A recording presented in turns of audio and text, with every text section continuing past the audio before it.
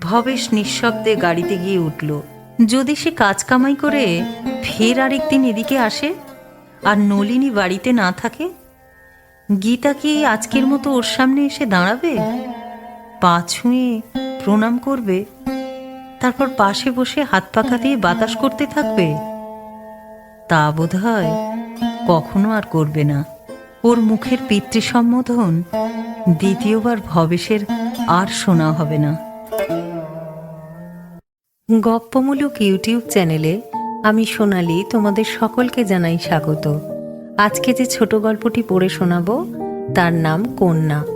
গল্পটি লিখেছেন নরেন্দ্রনাথ মিত্র। গল্প শুরুর আগে আবারও বলবো, সাহিত্যের নানা রঙের ও ভিন্ন স্বাদের গল্প শুনতে গপ্পমূলক ইউটিউব চ্যানেলটিকে সাবস্ক্রাইব করতে ভুলবেন না। শুরু করছি আজকের গল্প, কন্যা। চক্ষুরোগ বিশেষজ্ঞ ডাক্তার ভবেশ দত্ত তাঁর চেম্বারে বসে বীক্ষণ যন্ত্রের সাহায্যে একজন যুবক রোগীর চোখ পরীক্ষা করছিলেন। সিনিয়রের আদেশ নির্দেশের জন্য একপাশে দাঁড়িয়েছিল ভবেশের তরুণ সহকারী সুরজিৎ সেন। খানিক বাদে রোগীর দিকে তাকিয়ে বরাভয়ের হাসি হাসল ভবেশ। ঘাবড়াবার কিছু নেই মিস্টার লাহেরি, তবে চশমা আপনাকে নিতেই হবে। রোগী ক্ষীণ আপত্তি করল, না নিলে চলবে না? ভবেশ স্মিত মুখে মাথা নাড়ল।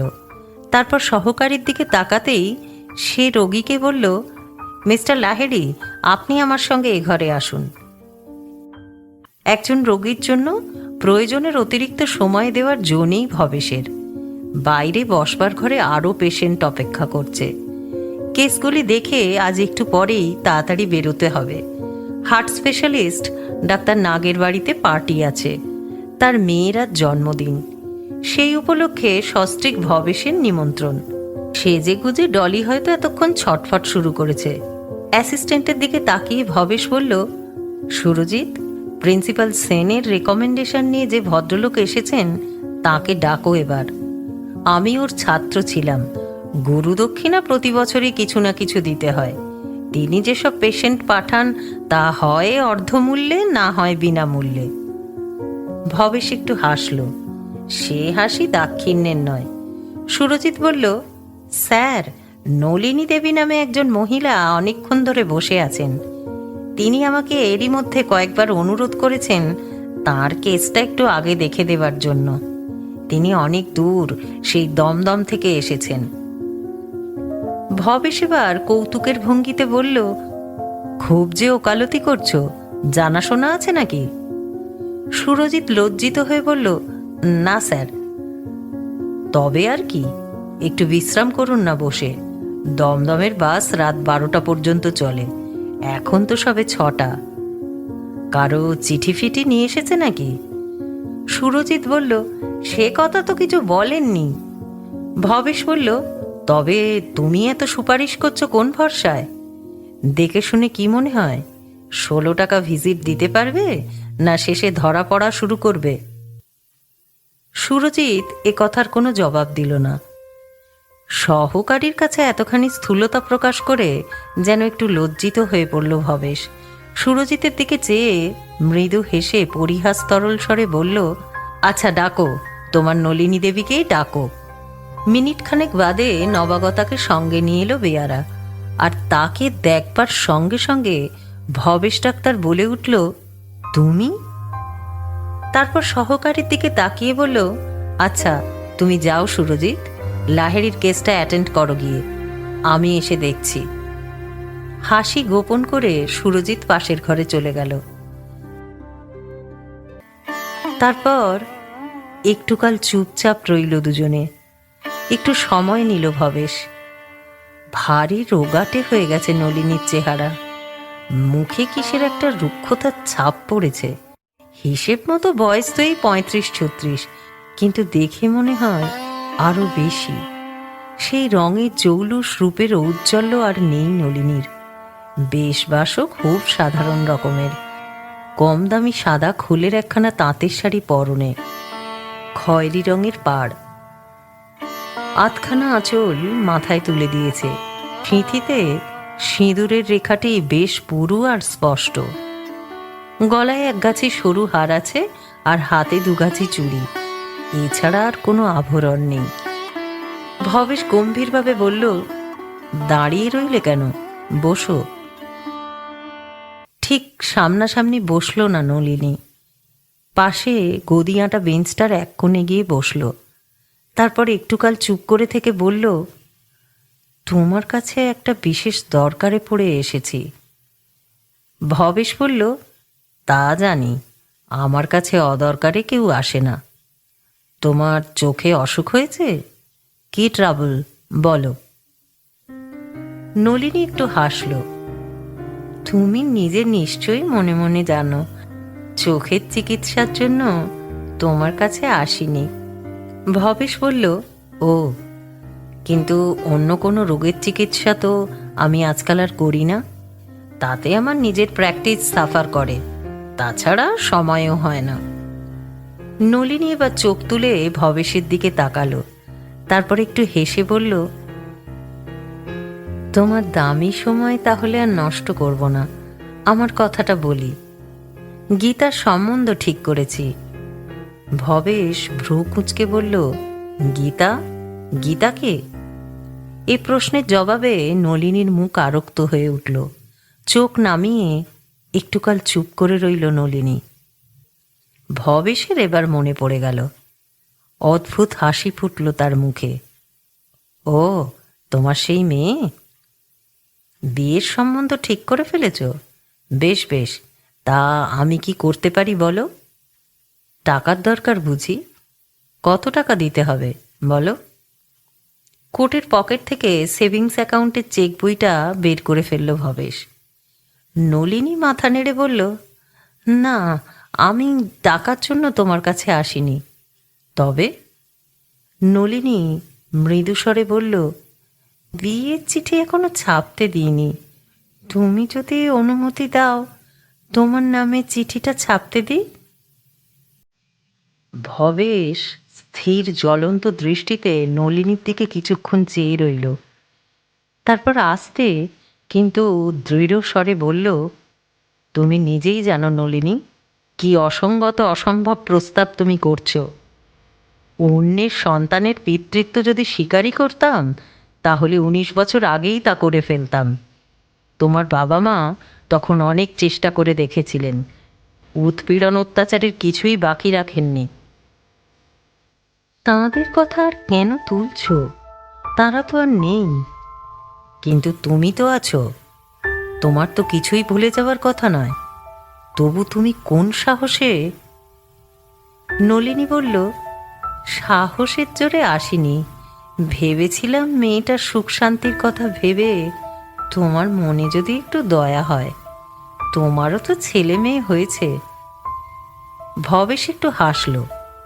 তা হয়েছে, কিন্তু এ তো শুধু দয়া মায়ার কথা নয় নলিনী, এর সঙ্গে মান মর্যাদার প্রশ্নটাও জড়িয়ে রয়েছে যে। জানো তো, এই কলকাতা শহরে আমাকে ডাক্তারি ব্যবসা করে খেতে হয়। নলিনী বলল, তা জানি, আমারই ভুল হয়েছিল, অনর্থক তোমাকে বিরক্ত করে গেলাম, আমাকে ক্ষমা করো। মুহূর্তকাল দুজনে মুখোমুখি দাঁড়ালো। মনে হলো আশাভঙ্গ নলিনীর চোখ দুটো ছলছল করে উঠেছে। ভবেশ বাধা দিয়ে বলল, দাঁড়াও, তোমার ঠিকানাটা দিয়ে যাও, কোথায় থাকো আজকাল? নলিনী বলল, তোমাদের বালিগঞ্জ থেকে অনেক দূরে। তা হোক, রাস্তার নাম ঠিকানা বলো। নলিনীর ঠিকানাটা পকেট ডায়েরিতে লিখে নিল ভবেশ। তারপর জিজ্ঞাসা করল, কি করো আজকাল, মাস্টারি? হ্যাঁ। কোথায়? দমদমেরই একটা স্কুলে। একটু চুপ করে থেকে ভবেশ ফের জিজ্ঞাসা করল, তোমার মেয়ের বিয়ে কবে? দিন তারিখ এখনো ঠিক হয়নি, ভেবেছিলাম তো এই শ্রাবণ মাসের মধ্যেই, দেখি কি হয়। ভবেশ বলল, তাহলে তো এখনো দেরি আছে। দেরি আর কই, সপ্তাহ দুই মাত্র বাকি, এখনো তো সবই পড়ে রয়েছে। আচ্ছা যাই, তোমার রোগীরা নিশ্চয়ই আমাকে অভিশাপ দিচ্ছে। ভবেশ বলল, রোগীদের ডাক্তার কি করছে তা বললে না? এ কথার কোনো জবাব না দিয়ে নলিনী বেরিয়ে গেল।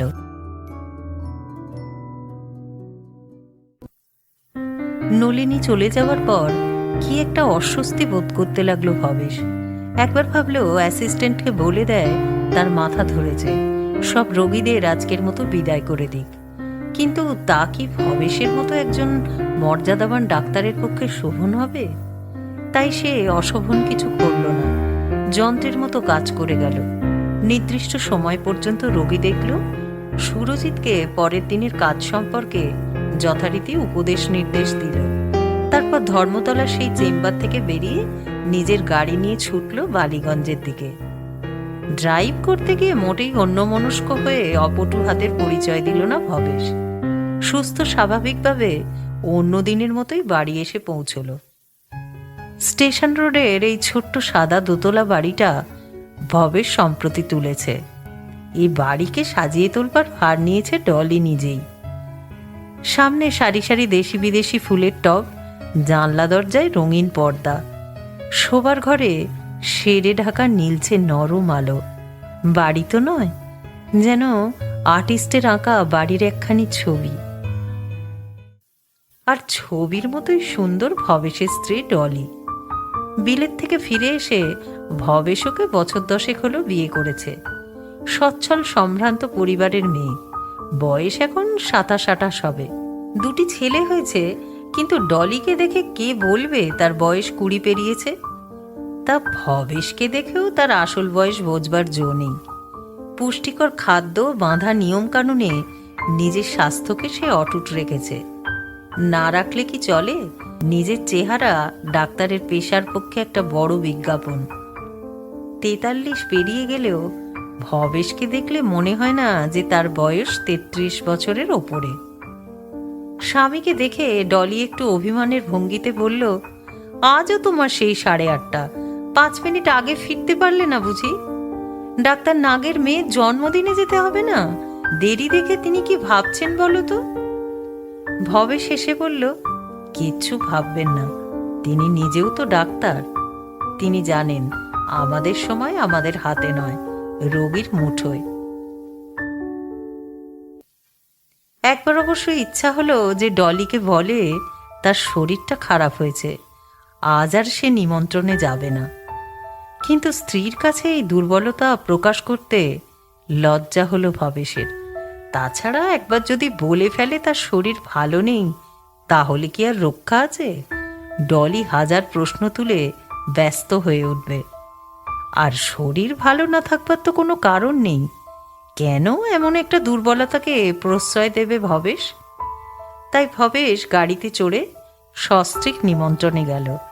সেখানে সমশ্রেণী, সমবয়সী ও সমব্যবসায়ী বন্ধুদের সঙ্গে হাসি গল্প ঠাট্টা তামাশা করল। তারপর ফিরল বাড়িতে।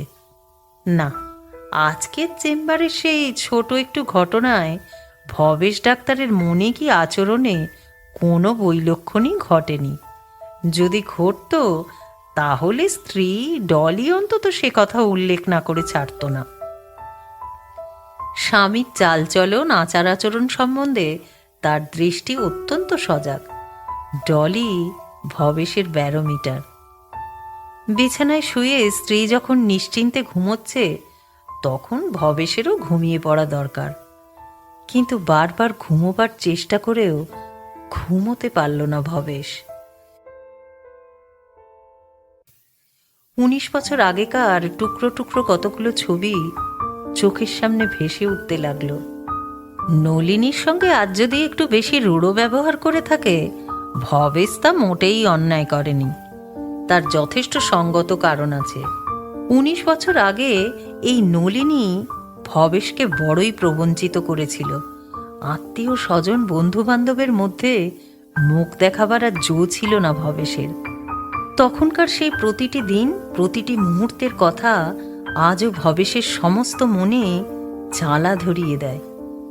তাদের যশোহর শহরেই প্রতিপত্তিশালী পয়সাওয়ালা উকিলের মেয়ে নলিনী। তার রূপের খ্যাতি শহর জুড়ে ছড়িয়ে পড়েছিল। ভবেশের বাবারও খ্যাতি প্রতিপত্তি নেহাত কম ছিল না। শহরে 6খানা বাড়ি, গাঁয়ে তালুকদারি। বিচক্ষণ বুদ্ধিমান ব্যক্তি বলে সম্মান ছিল অমূল্য দত্তের। ভবেশ তখন মেডিকেল কলেজের 4th ইয়ারের ছাত্র। শুধু যে কলেজেই তার খ্যাতি তা নয়, খেলার মাঠে, ক্লাবের বক্তৃতায় তার সমান নৈপুণ্য।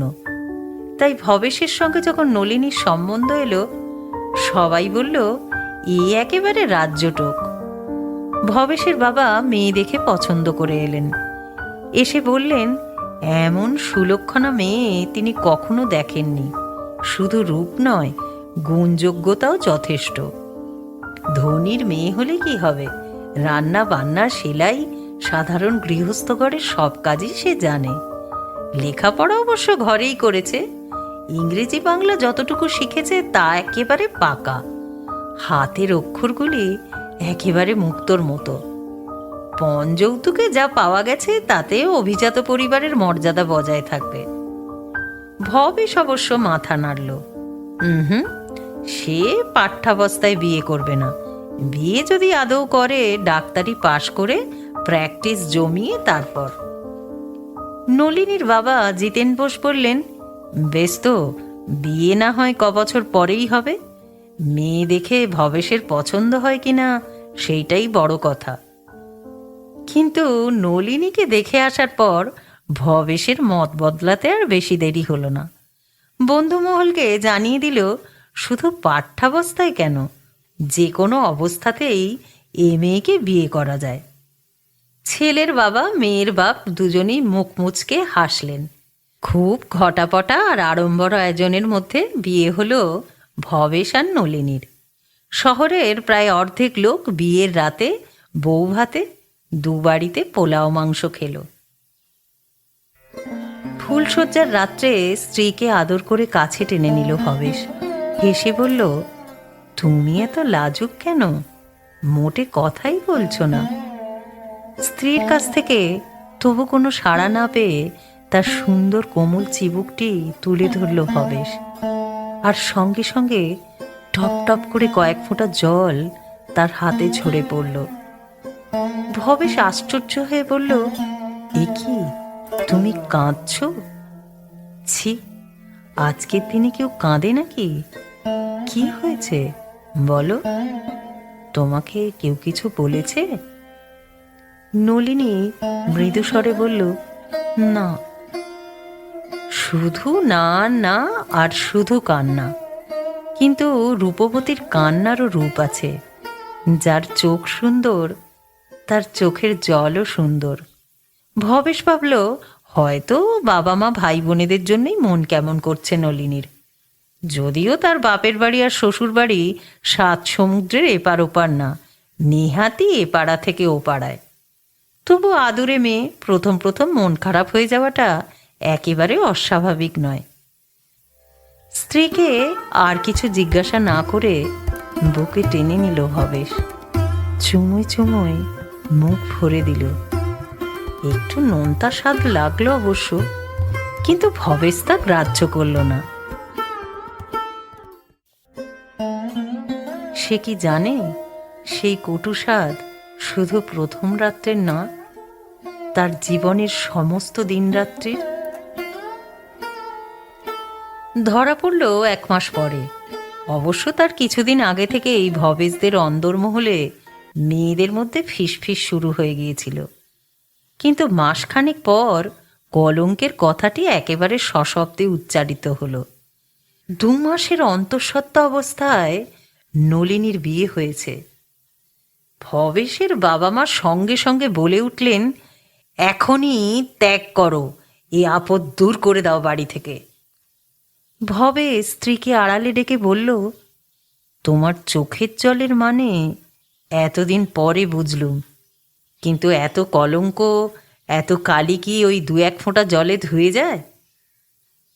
নলিনীর চোখে এখন আর জল নেই। সে পূর্ণ দৃষ্টিতে একবার স্বামীর দিকে তাকালো, তারপর চোখ নামিয়ে মাথা নেড়ে বলল না, তা যায় না। ভবেশ বলল তা যদি জানো তবে আমাকে এমন করে ঠকালে কেন? এ কথার কোনো জবাব না দিয়ে নলিনী অস্ফুট স্বরে বলল, আমাকে ক্ষমা করো। ক্ষমা? তোমার অপরাধের কোনো ক্ষমা নেই নলিনী। যাকে তুমি ভালোবেসেছিলে তাকেই কেন বিয়ে করলে না? নলিনী তেমনি মুখ নিচু করে বলল, আমি তো তাকে ভালোবাসিনি, সে জোর করে। এরপর নলিনী শুধু কাঁদতে লাগল। কাউকে আর কোনো কথা সে বলল না। কি বলতে হয়তো পারল না। নলিনীর বাবা জিতেনবাবুকে খবর দেয়া হলো। দৌড় এঁটে দুই বেআইয়ের মধ্যে অনেকক্ষণ ধরে আলোচনা হলো। বাইরে থেকে মাঝে মাঝে তর্জন গর্জন শোনা গেল। মনে হলো দুজনের মধ্যে মল্লযুদ্ধ চলেছে, কিন্তু সে যুদ্ধ তখনকার মতো বাকযুদ্ধেই সীমাবদ্ধ ছিল। ঘন্টা দুয়েক বাদে নলিনীর বাবা বেরিয়ে এলেন।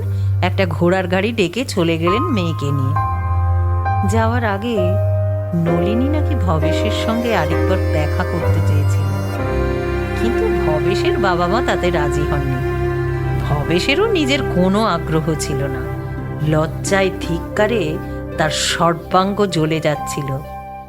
তার মতো চতুর আর বুদ্ধিমান ছেলেকে কেউ কোনোদিন ঠকাতে পারেনি। বন্ধু দল হাজার চেষ্টা করেও তাকে কোনো বছর এপ্রিল ফুল করতে পারেনি। আর সারা জীবনের মতো তাকে বোকা বানিয়ে দিয়ে গেল 15-16 বছরের একটি মেয়ে। হাজার শাস্তি দিলেও কি এই প্রবঞ্চনা প্রতারণার শোধ নেওয়া যায়? বাড়ির ঝি চাকরের কল্যাণে কথাটা মোটেই চাপা রইল না, সারা শহর জুড়ে ছড়িয়ে পড়ল। ভবেশ যেখানেই যায় মনে হয় একটু আগেই ব্যাপারটা নিয়ে আলোচনা হয়ে গেছে। আত্মীয় স্বজন, বন্ধু বান্ধব, পরিচিত আধা পরিচিত, ভবেশ যার দিকেই তাকায় মনে হয় সে মুখ টিপে হাসছে। ভবেশ অস্থির হয়ে উঠল। মানুষজনের সঙ্গও সহ্য হয় না, নির্জনতাও অসহনীয়। ও পক্ষ থেকে মিটমাটের নানা রকম চেষ্টা হয়েছিল। প্রথমে ওরা খুব অনুনয় বিনয় করেছিল। যা হয়ে গেছে তার তো আর চারা নেই। একটি মেয়ের সর্বনাশ করে লাভ কি? ভবেশ দয়া করুক, ক্ষমা করুক, সে মেনে নিক। কিন্তু ভবেশ তাতে রাজি হয়নি। তার বাবা মা আরোই অরাজি ছিল।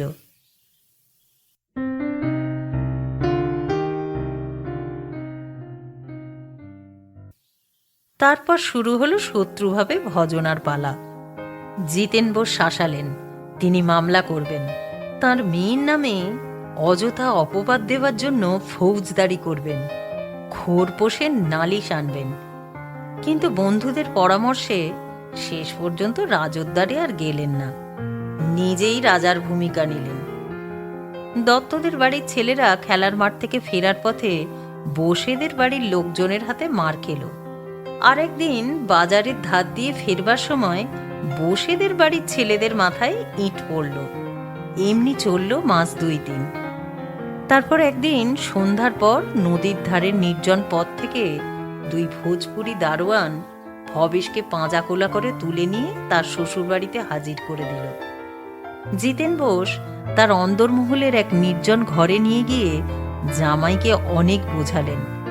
একবার পিঠে হাত বুলোলেন, আর একবার সশব্দে টেবিল চাপড়ালেন। ভাবখানা এই কথা না শুনলে সে চাপড় ভবেশের গালেও পড়তে পারে। শাশুড়ি পিসশাশুড়িরা গুণগানের অনেক চেষ্টা করলেন। চায়ের সঙ্গে কি একটা শিকড় বাটা যেন খাইয়েছিলেন তারা। বার 2 বমি করে ভবেশ সেই বশীকরণের উদ্যোগকে নিষ্ফল করে দিল।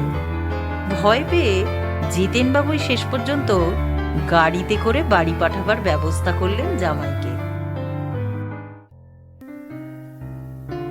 তারপরেও 2 পরিবারের মধ্যে বহুকাল ধরে শত্রুতা চলেছিল, কিন্তু তার সাক্ষী হিসেবে ভবেশ আর যশোহরে উপস্থিত ছিল না। MBBS পাশ করে সে বিলেতে চলে যায়। তাই স্পেশালিস্ট হয়ে যখন ফিরে এলো তখন শহরের অদল বদল হয়েছে। বোসেদের সেই দাপট আর নেই। জিতেনবাবু মারা যাবার পর সম্পত্তি নিয়ে ছেলেদের মধ্যে দেওয়ানি ফৌজদারি বেঁধেছে। দাদাদের সংসারে নলিনী স্থান হয়নি। কোলের মেয়ে নিয়ে সে কলকাতায় চলে গেছে জীবিকার সন্ধানে।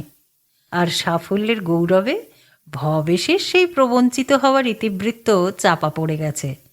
বাড়ি গাড়ি যশ অর্থ, সুন্দরী স্ত্রী, স্বাস্থ্যবান সন্তান সবই পেয়েছে ভবেশ। নিজের ক্ষমতায় অর্জন করেছে। জীবনের কোথাও কোনো অভাব নেই, দুঃখ নেই, অতৃপ্তি নেই। আশ্চর্য! তবু সারা রাত ঘুম এলো না ভবেশের। একখানি ম্লান মুখ তার বিনিদ্র চোখের সামনে কেবলই ভেসে বেড়াতে লাগলো। আর বহুকাল আগের সেই একটি ফুলশয্যার রাত, শিশিরে ভেজা পদ্মের মতো একখানি মুখ। এতদিন পর ভবেশের মনে হলো নলিনীর হয়তো অপরাধ ততটা ছিল না, কিন্তু বাবা মা তখন মাথার উপর। সে অবস্থায় ভবেশই বা কী করতে পারত? এখনও নলিনী যা বলছে তা করবার সাধ্য অবশ্য ভবেশের নেই। আগে ছিলেন বাবা মা, এখন মান মর্যাদা। যে সমাজে সে বাস করে তার রীতিনীতি আচার আচরণ তাকে মানতেই হবে। যাতে ডলি আর বিশু যিশুর মুখ নিচু হয় এমন কাজ সে কিছুতেই করতে পারবে না। এই 19 বছরের মধ্যে নলিনীর সঙ্গে আরও বার দুই ভবেশের দেখা হয়েছিল।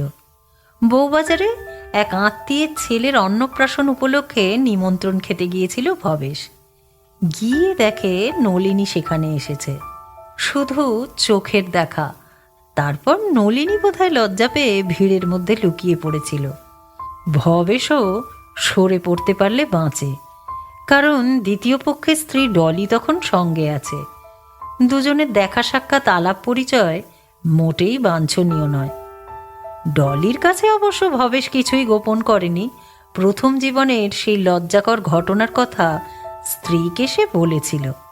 সেই সঙ্গে এ কথাও জানিয়ে দিয়েছিল নিজের জীবন কাহিনী থেকে সেই অধ্যায়টি ভবেশ একেবারে নিশ্চিহ্ন করে মুছে ফেলেছে। ডলি জবাব দিয়েছিল, মুছে ফেলাই তো উচিত, তাছাড়া তুমি আর কি করতে পারতে? তারপর আরও একবার আকস্মিকভাবে কলেজ হাসপাতালের আউটডোরে ভবেশের দেখা হয়েছিল নলিনীর সঙ্গে। ঠিক দেখা হওয়া নয়, নলিনী দূর থেকে তাকে তাকিয়ে তাকিয়ে দেখছিল। ভবেশ ডাক্তার সান্যালের সঙ্গে করিডোরে দাঁড়িয়ে একটি পেশেন্টের কেস নিয়ে আলোচনা করছিল।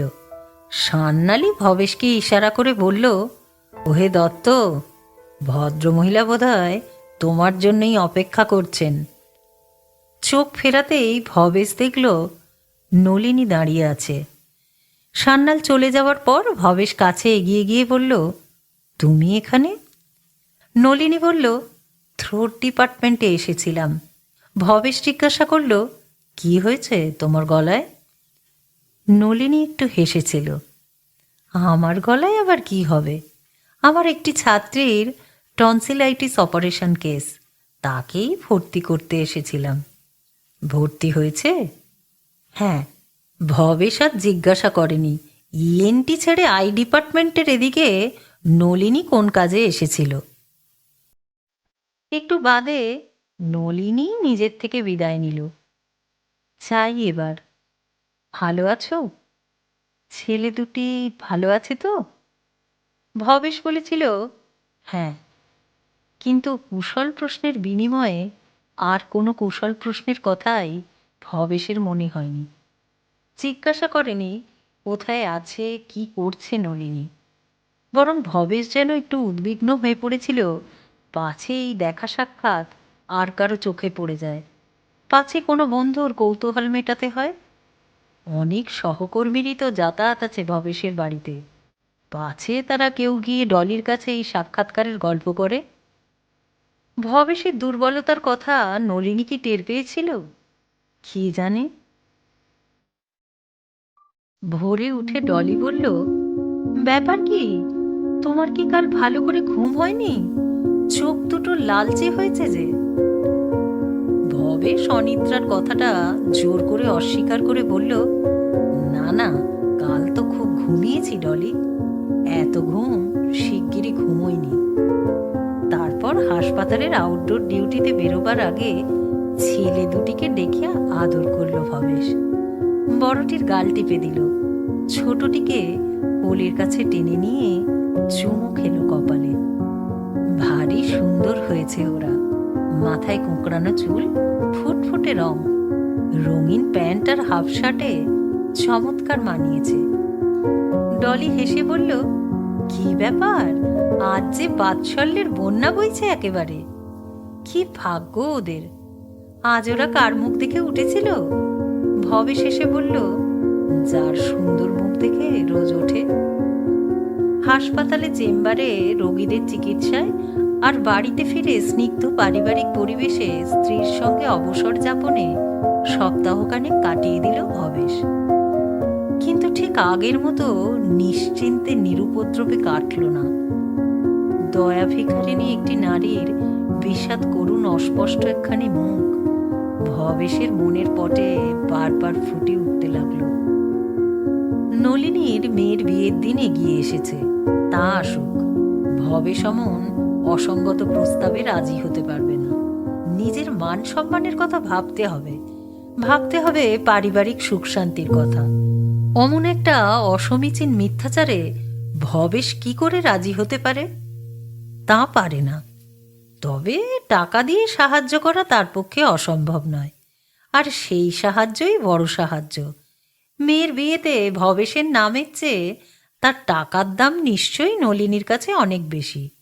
নলিনী নিজেও হয়তো সে কথা জানে, শুধু লজ্জায় স্বীকার করতে পারেনি। ভবেশ প্রথমে ভাবল 100-5 টাকার একটা চেক ডাকে পাঠিয়ে দেয় নলিনীকে। বহু দুস্থ আত্মীয় বন্ধুদের কন্যাদায়ে এমন দান খয়রাত ভবেশকে মাঝে মাঝেই করতে হয়েছে। এক্ষেত্রে টাকার অঙ্কটা একটু বেশি হয়ে যাবে, তা না হয় হলোই। বিয়ের আগে নলিনী যদি অমন একটা কাণ্ড বাঁধিয়ে না আসতো, তাহলে তো সেই সমস্ত কিছুর অধিকারিণী হতো। কিন্তু চেক কাটতে গিয়ে ভবেশের মনে হলো, চেকটা ডাকে না পাঠিয়ে একবার ওর হাতে দিয়ে এলে কেমন হয়? নলিনী অবাক হবে, নলিনী খুশি হবে।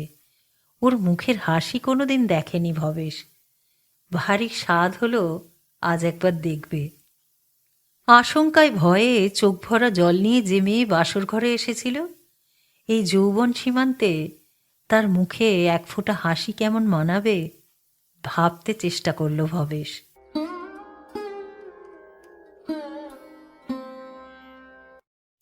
প্রসন্নতায় মন ভরে উঠল ভবেশের। মেয়েটির দিকে তাকিয়ে জিজ্ঞাসা করল, তোমার নামই বুঝি গীতা? হ্যাঁ, মেয়েটি স্মিত মুখে জবাব দিল, আমার নাম ভবেশচন্দ্র দত্ত। বাবা! অস্ফুট স্বরে কথাটি বলে নিজেই লজ্জিত হয়ে উঠল মেয়েটি। তারপর অপলকে একটুকাল ভবেশের দিকে তাকিয়ে রইল। বিস্ময়, কৌতূহল, অভিযোগ, অভিমানে মেশা সে এক অপরূপ দৃষ্টি। তারপর কি তার মনে পড়ে গেল, তাড়াতাড়ি এগিয়ে এসে ভবেশের জুতো ছুঁয়ে প্রণাম করল গীতা। ভবেশ একটু যেন বিমূঢ় হয়ে রইল।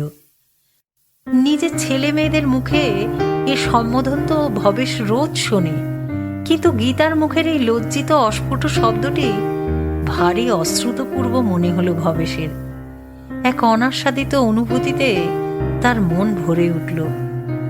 ভবেশ ভাবল, এমন পরম একটি মিথ্যা সম্বোধন হঠাৎ এত বড় সত্য হয়ে উঠল কি করে?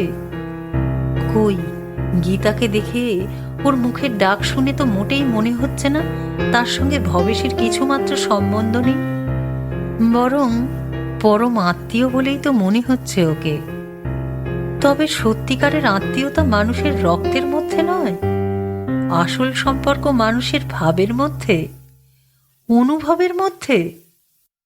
আপনি ঘামছেন, ঘরটা বড্ড গরম বলে গীতা হাত পাখা নিয়ে হাওয়া করতে শুরু করলো। ভবেশ এবার বাধা দিল না, মৃদু হেসে স্নেহাদ্র দৃষ্টিতে ওর মুখের দিকে তাকালো। ডাক্তার হিসাবে এই বয়সে কত তরুণী মেয়ের সান্নিধ্যেই না এর আগে এসেছে ভবেশ, কিন্তু কই এমন বাৎসল্যের ভাব তো কাউকে দেখে এর আগে জাগেনি। মনে মনে কর্তব্য ঠিক করে ফেলল ভবেশ।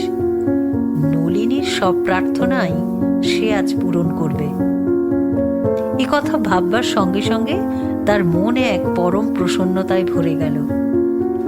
স্নিগ্ধ সেবানিপুণা লাবণ্যময়ী মেয়েটি পিতৃ পরিচয় পেয়ে সমাজে স্বীকৃতি লাভ করুক, একটি ভদ্র পরিবারের মর্যাদাময়ী বধূর আসন পেয়ে ওর জীবন সার্থক হয়ে উঠুক। তার জন্য যত অসুবিধে অশান্তি ভোগ করতে হয় ভবেশ করবে। সামাজিক মান সম্মান তুচ্ছ করবার নয়, কিন্তু তার চেয়ে বড় মানুষের হৃদয়। নিজের মধ্যে এক পরম উদার হৃদয়বান পুরুষের অস্তিত্বের সাড়া পেয়ে ভবেশ গৌরব বোধ করল। তারপর খুঁটে খুঁটে মা আর মেয়ের জীবন সংগ্রামের অনেক ইতিবৃত্ত সংগ্রহ করল ভবেশ। বহু কষ্টে আর কৃচ্ছতার মধ্যেই মেয়েকে মানুষ করেছে নলিনী। এখনও দুটো টিউশনি করে গীতাকে নিজের পড়ার খরচ চালাতে হয়। শুধু নলিনীর রোজগারে এসব ব্যয়ের সংকুলান হয় না। খানিক শুনে এবং অনেকখানি আন্দাজ করে ভবেশের মন সহানুভূতিতে ভরে উঠল। স্বাচ্ছন্দ্য সচ্ছলতার মধ্যে গীতাকে যদি বড় করে তুলত ভবেশ, ডাক্তার নাগের মেয়ে রুচিরা ওর কাছে দাঁড়াতে পারত নাকি? গীতার হাতে গলায় কোথাও কোনো অলংকার নেই। ধানি রঙের সাধারণ একখানি তাঁতের শাড়ি ঘুরিয়ে পড়া, তাতেই কি চমৎকার মানিয়েছে। কি অপূর্ব সুন্দরী না দেখাচ্ছে এই নিরাভরণা মেয়েটিকে। দড়ির কাছে জুতোর শব্দ হলো। সিঁড়িতে পা রেখে নলিনী একটুকাল স্তব্ধ হয়ে রইল। তারপর অস্ফুট স্বরে বলল, তুমি? নলিনীর পরনে সেই খয়েরি পাড়ের সাদা খোলের শাড়ি, হাতে একটি পুরনো ছাতা আর এক হাতে কতগুলি খাতা। ভবেশ একটু হেসে বলল, ভাবতে পারোনি যে খুঁজে বের করব? মেয়ের বিয়েটা চুপি চুপি একা একাই সেরে ফেলবে ভেবেছিলে বুঝি? এ কথার কোনো জবাব না দিয়ে নলিনী মেয়ের দিকে তাকালো। গীতু, তুমি একবার ও ঘরে যাও তো মা, চা করে নিয়ে এসো। আরক্ত হয়ে উঠল গীতার মুখ। মৃদু হাসি গোপন করতে করতে দ্রুত পায়ে সে পাশের ঘরে চলে গেল। মৃদু হেসে প্রথম তারুণ্যে সেই মধুর লজ্জা উপভোগ করল ভবেশ। তারপর নলিনীর দিকে তাকিয়ে বলল, মেয়েকে তাড়াতাড়ি সরিয়ে দিলে কেন? আমি কি কোনো বেফাঁস কথা বলেছি? নলিনী বলল, না। তবে তোমার সঙ্গে আমার নিজের কিছু কথা আছে। ভবেশের সঙ্গে নলিনীর নিজের কথা? কি কথা বলবে নলিনী? এই 19 বছর ধরে যত কথা জমেছে তার কতটুকুই বা বলে প্রকাশ করতে পারবে? ভবেশ নলিনীর দিকে তাকিয়ে মৃদুস্বরে বলল, কি বলবে বলো? নির্মলকে আজ সবই বলে এলাম। নির্মলকে? একটু হাসল নলিনী। অমন করে তোমাকে ভ্রু কোঁচকাতে হবে না। নির্মল আমার ছেলের মতো। গীতা যে কলেজে পড়ে সেখানকার লেকচারার। ওর সঙ্গেই তো গীতার সম্বন্ধ ঠিক হয়েছে। ভবেশ বলল, তাই বলো? আগে থেকেই ওদের মধ্যে জানাশোনা হয়েছিল নাকি? তা হয়েছিল। মাইনে শখানেক টাকার বেশি পায় না, তবে প্রাইভেট টিউশনি করে নোট লিখে কোনো রকমে পুষিয়ে নেয়। বেশ ভালো চরিত্রবান ছেলে। তারপর তারপর নলিনী একটু থেমে বলল, তোমার চেম্বার থেকে ফিরে এসে এই 7 দিন ধরে আমার ভাবনার আর সীমা ছিল না।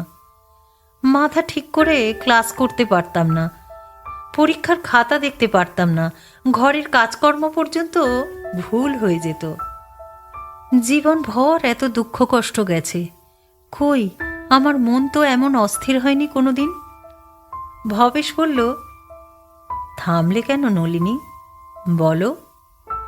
নলিনী বলতে লাগলো, কিন্তু অস্থির হলে তো চলবে না আমার। আমাকে যে কর্তব্য ঠিক করে ফেলতেই হবে। ওদের বিয়ের দিন এগিয়ে আসছে। একবার ভাবলাম গীতাকেই আগে বলি, ও সব খুলে বলবে নির্মলকে। কিন্তু পরে মনে হলো, ও কি পারবে? আমার গীতার তো কোনো অপরাধ নেই। এমন একটা শক্ত কাজের ভার কেন ওর মাথায় তুলে দেব? তাই নিজের লজ্জার কথা নিজের মুখেই বললাম, সব খুলে বললাম নির্মলকে। ভবেশ চমকে উঠে বলল, তুমি কি বলছো নলিনী?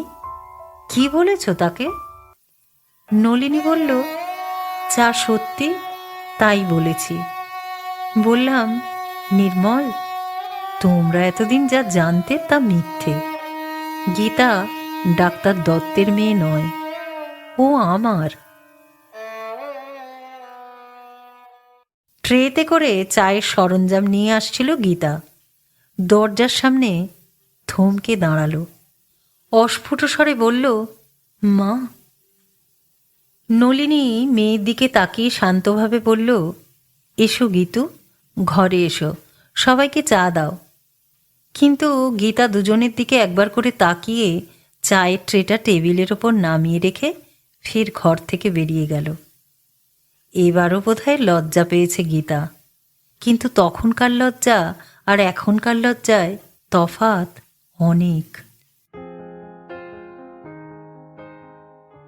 ভবেশ আবেগের গলায় বলে উঠল, কেন এমন সর্বনাশ করলে নলিনী? আমি যে। নলিনী বলল, আমি জানি তুমি কি জন্য এসেছিলে, কিন্তু সত্য গোপন করে অল্প বয়সে নিজের যে সর্বনাশ করেছি, কোনো লোভেই গীতার তেমন সর্বনাশ যেন না করি। নির্মল দু একদিন সময় নিয়েছে, জানি না মেয়ের ভাগ্যে কি আছে, কিন্তু যাই থাক, ওর ঘর সংসারের ভিত চোরাবালি দিয়ে কোনোদিন গেঁথে তুলতে দেব না। ঘরের মধ্যে অন্ধকার ঘন হয়ে এলো, কিন্তু কেউ গিয়ে সুইচ টিপে আলো জ্বালাবার প্রয়োজন বোধ করল না। ভবেশ বাইরের দিকে তাকালো। পুকুরের জলে সেই একজোড়া ফুল কোথায় মিলিয়ে গেছে। নারকেল গাছগুলির আড়ালে সেই অসম্পূর্ণ বাড়িটাকে এখন মনে হচ্ছে কদাকার একটা ভূতের মতো। আস্তে আস্তে উঠে পড়ল ভবেশ। বেরোতে বেরোতে বলল, যাই নলিনী। নলিনী যন্ত্রের মতো আবৃত্তি করল, আরেকদিন এসো। ভবেশ নিঃশব্দে গাড়িতে গিয়ে উঠল। যদি সে কাজ কামাই করে ফের আরেকদিন এদিকে আসে আর নলিনী বাড়িতে না থাকে, গীতা কি আজকের মতো ওর সামনে এসে দাঁড়াবে, পা ছুঁয়ে প্রণাম করবে, তারপর পাশে বসে হাত পাখা দিয়ে বাতাস করতে থাকবে? তা বোধ হয় কখনো আর করবে না। ওর মুখের পিতৃ সম্বোধন দ্বিতীয়বার ভবেশের আর শোনা হবে না। কেমন লাগলো গল্পটা? গল্পটা ভালো লাগলে আপনাদের প্রিয় মানুষ ও বন্ধুদের সাথে ভাগ করে নিতে ভুলবেন না। সকলে ভালো থাকবেন। ধন্যবাদ।